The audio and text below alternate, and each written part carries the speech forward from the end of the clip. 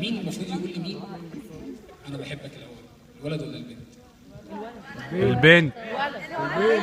بس خناقه دلوقتي بالسيوف هتنزل بالجزم. الولد. البنت.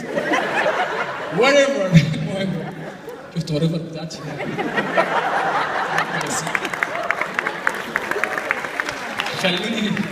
خلوني اكلمكم بصراحه في الموضوع ده. انا شايف ان الولد لما يحب البنت يروح يقول لها انا بحبك. البنت لما تحب ولد ما تروحش تقول له انا بحبك. هتلبسي في حيطه اقسم بالله.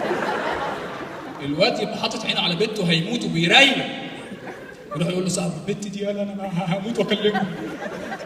يقول له يا دي يقول له انا مريل عليه. طب بس عايز تكلمها ليه بعد ما ريلت عليها خلاص يعني.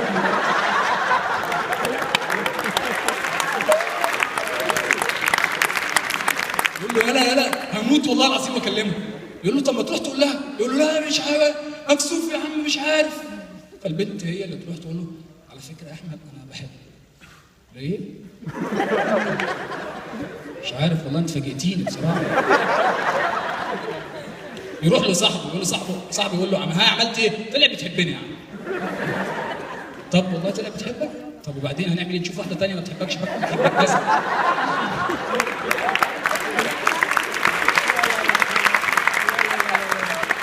بس التعميم هنا مش صح. فانا بقول ان اكيد في ناس كويس اكيد يعني غالبا يعني. طيب الواحد ايوه كده اهو مين انتوا في حد ماله؟ لا ولا حاجه. بس الولاد بيعجبوني وانا بحب اسيح اصحابهم. امبارح